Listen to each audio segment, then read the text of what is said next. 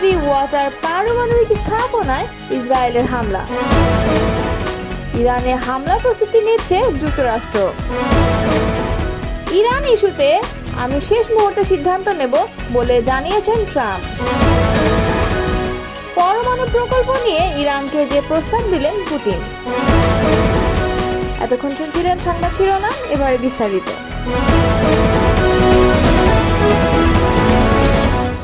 ইরানের আরাক heavy water পারমাণবিক স্থাপনায় হামলা চালিয়েছে ইসরায়েল। সংবাদ সংস্থা রয়টার্স ইরানের টেলিভিশনের বরাতে এই তথ্য জানিয়েছে। এর আগে ইসরায়েলি সেনাবাহিনী হুমকি দিয়েছিল রিঅ্যাক্টরের আশেপাশের এলাকার বাসিন্দারা যেন অবিলম্বে এলাকা ত্যাগ করেন। হুমকি দেওয়ার পরে সেখানে খবর এলো এই হামলা ইসরায়েল ইরান চলমান উত্তেজনা একটি গুরুতর পর্যায়ে পৌঁছানোর ইঙ্গিত দিচ্ছে। ইরান 2015 সালের পরমাণু চুক্তির আওতায় এই আরাক চুল্লির নকশা পরিবর্তনে সম্মত হয়। হেভি ওয়াটার মূলত পারমাণবিক চুল্লি ঠান্ডা করতে ব্যবহৃত হয়, তবে এর পার্শ্ব উৎপাদন হিসেবে প্লুটোনিয়াম তৈরি হয়, যা পারমাণবিক অস্ত্র তৈরির জন্য ব্যবহৃত হতে পারে। এদিকে ইসরায়েলকে লক্ষ্য করে ফের সিরিজ ক্ষেপণাস্ত্র ছুড়েছে ইরান। ইসরায়েলের প্রতিরক্ষা বাহিনী এই তথ্য নিশ্চিত করেছে। টাইমস অব ইসরায়েলের প্রতিবেদনে বলা হয়েছে অন্তত 4টি ক্ষেপণাস্ত্র প্রভাব ইসরায়েলে পড়েছে। এতে কয়েকজন আহত হয়েছেন। আল জাজিরা তাদের লাইভ প্রতিবেদনে বলছে জেরুজালেম এবং তেল আবিবে বিস্ফোরণের খবর পাওয়া গেছে। ইরানের ওপর আগামী দিনগুলোতে সম্ভাব্য হামলা চালানোর প্রস্তুতি নিচ্ছে যুক্তরাষ্ট্র। অজ্ঞাত সূত্রের বরাতে এক প্রতিবেদনে এ তথ্য জানিয়েছে ব্লুমবার্গ নিউজ। এর আগে মার্কিন প্রেসিডেন্ট ডোনাল্ড ট্রাম্প তেহরানের সম্ভাব্য সামরিক হামলার পরিকল্পনায় নীতিগত অনুমোদন দিয়েছে, খবর আল জাজিরার। ব্লুমবার্গ নিউজ অজ্ঞাত সূত্রের বরাত দিয়ে ঊর্ধ্বতন মার্কিন কর্মকর্তারা জানিয়েছেন আগামী দিনে ইরান সম্ভাব্য হামলা চালানোর জন্য প্রস্তুতি নিচ্ছে যুক্তরাষ্ট্র। এতে আরও বলা হয়েছে এই পদক্ষেপ এটির লক্ষণ যে ওয়াশিংটন তেহরানের সঙ্গে সরাসরি সংঘর্ষে লিপ্ত হওয়ার জন্য অবকাঠামো তৈরি করছে। তবে জনসাধারণের মতে পরিস্থিতি এখনও বিকশিত হচ্ছে এবং পরবর্তীতেও হতে পারে।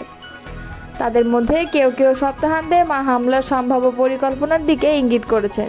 প্রতিবেদনে আরও বলা হয়েছে এক ব্যক্তি বলেছেন যে মুষ্টিমেয় ফেডারেল সংস্থার শীর্ষ নেতারাও আক্রমণের জন্য প্রস্তুতি শুরু করেছেন।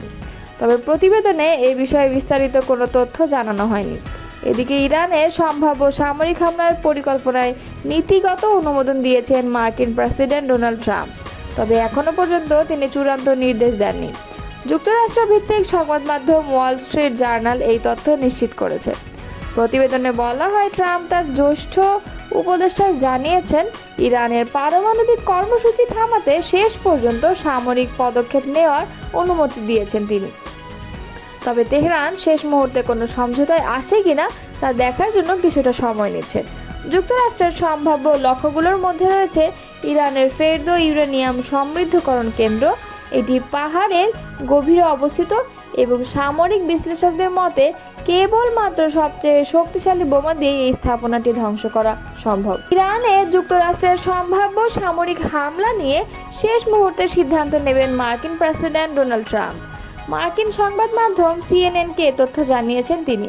গতকাল মঙ্গলবার হোয়াইট হাউসের ওভাল অফিসে সিএনএনের সাংবাদিক কেটলান কলিন্সকে দেওয়া এক সাক্ষাৎকারে ট্রাম্প বলেন, কি করতে হবে বা করা যেতে পারে এ ব্যাপারে আমার কিছু আইডিয়া আছে, কিন্তু এখনও আমি কোনোটিই চূড়ান্ত করিনি। আমি বরাবরই শেষ মুহূর্তে সিদ্ধান্ত নিই, কারণ আপনি জানেন পরিস্থিতি যে কোনো সময় বদলে যেতে পারে, বিশেষ করে যুদ্ধের সময়। অনেক সময় এই যুদ্ধের সার্বিক গতি প্রকৃতির সঙ্গে তাল মিলিয়ে পরিস্থিতিও বদলে যায়। ইরান ও ইসরায়েলের মধ্যে চলমান সংঘাতের পঞ্চম দিনে অর্থাৎ 18 জুন বুধবার ইরানে সামরিক অভিযানের অনুমোদন দেন ট্রাম্প। তবে হামলার চূড়ান্ত নির্দেশ তিনি দেননি। ট্রাম্পের ঘনিষ্ঠ এক কর্মকর্তা জানিয়েছেন ইরান শেষ পর্যন্ত তাদের পারমাণবিক প্রকল্প নিয়ে সমঝোতায় আসতে চায় কিনা তা দেখতেই অপেক্ষা করছেন তিনি। ওই কর্মকর্তা বলেছেন চলতি সপ্তাহে হোয়াইট হাউসে নিজের সামরিক উপদেষ্টাদের সঙ্গে বৈঠক করেছেন এবং ইরানে যুক্তরাষ্ট্রের হামলা সংক্রান্ত বেশ কয়েকটি পরিকল্পনা তার সামনে তুলে ধরেছেন, কিন্তু ট্রাম্প কোনো সিদ্ধান্ত দেননি। টিকটকের মূল কোম্পানি বাইড্যান্সকে যুক্তরাষ্ট্রে তাদের কার্যক্রম বিক্রির জন্য আরও 90 দিন সময় দিচ্ছেন প্রেসিডেন্ট ডোনাল্ড ট্রাম্প। ফলে আগে নির্ধারিত 19 জুন নয়, এখন টিকটক বিক্রির সময়সীমা বাড়িয়ে সেপ্টেম্বরের মাঝামাঝি পর্যন্ত করা হয়েছে। হোয়াইট হাউস মঙ্গলবার বিষয়টি আনুষ্ঠানিকভাবে ঘোষণা করেছে।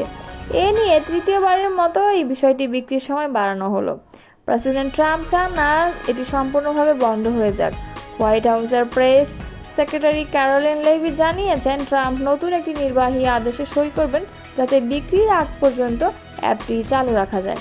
তিনি বলেন, আমরা চাই 17 কোটির বেশি মার্কিন ব্যবহারকারী যেন নিরাপদে এটি ব্যবহার করতে পারে এবং তাদের ব্যক্তিগত তথ্য সুরক্ষিত থাকে। রাশিয়ার প্রেসিডেন্ট ভ্লাদিমির পুতিন বলেছেন, ইরানের পরমাণু প্রকল্পের কাজ তত্ত্বাবধান করতে আগ্রহী মস্কো। ইতোমধ্যে এ ব্যাপারে তেহরানকে প্রস্তাব দেওয়া হয়েছে বলেও জানিয়েছেন তিনি। বুধবার রাশিয়ার দ্বিতীয় বৃহত্তম শহর সেন্ট পিটার্সবার্গে সাংবাদিকদের সঙ্গে মত বিনিময়কালে প্রেসিডেন্ট পুতিন বলেন, তেহরানের সঙ্গে মস্কোর খুবই ভালো সম্পর্ক এবং আমরা তেহরানকে ইতোমধ্যে প্রস্তাব করে দিয়েছি যে রাশিয়ার তত্ত্বাবধানে ইরানের পরমাণু প্রকল্পের অপারেশন চলতে পারে। রাশিয়া ইরানের জাতীয় স্বার্থ সম্পর্কে ওয়াকিবহাল এবং তাই তেহরান যদি চায় সেক্ষেত্রে ইরানের ইউরেনিয়ামের মজুদ বেসামরিক ও শান্তিপূর্ণ খাতে ব্যবহারের ব্যাপারটি তত্ত্বাবধান করতে পারবে রাশিয়া।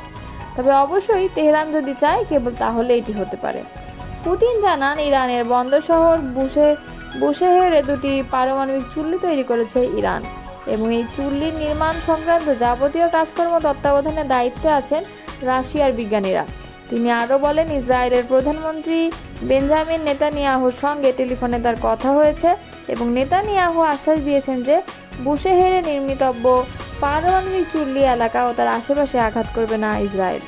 চলমান ইসরায়েল ইরান সংঘাতে রাশিয়া ইরানকে আধুনিক অস্ত্রশস্ত্র দিয়ে সহযোগিতা করবে কিনা এমন প্রশ্নের উত্তরে পুতিন বলেন, গত জানুয়ারিতে তেহরানের সঙ্গে মস্কোর কৌশলগত অংশীদারিত্ব সংক্রান্ত একটি চুক্তি হয়েছে, কিন্তু সেখানে সামরিক সহায়তা প্রদানের ব্যাপারটি উল্লেখ করা নেই। তাছাড়া তেহরান এখনও অস্ত্র সহায়তার জন্য আমাদের কাছে আনুষ্ঠানিকভাবে অনুরোধ জানায়নি। তবে রাশিয়া মনে করে বেসামরিক ও শান্তিপূর্ণ ক্ষেত্রে পরমাণু শক্তির ব্যবহারের ক্ষেত্রে ইরানের স্বার্থ রক্ষা এবং ইসরায়েলকে তার নিরাপত্তা সংক্রান্ত উদ্বেগ থেকে মুক্তি দেওয়া, এই দুটো ব্যাপার একই সঙ্গে এবং একই সময়ে সমাধান করা সম্ভব। আমরা যুক্তরাষ্ট্র, ইরান ও ইসরায়েলকে আমাদের চিন্তাভাবনার রূপরেখা পাঠিয়েছি, সাংবাদিকদের বলছেন রাশিয়ার প্রেসিডেন্ট।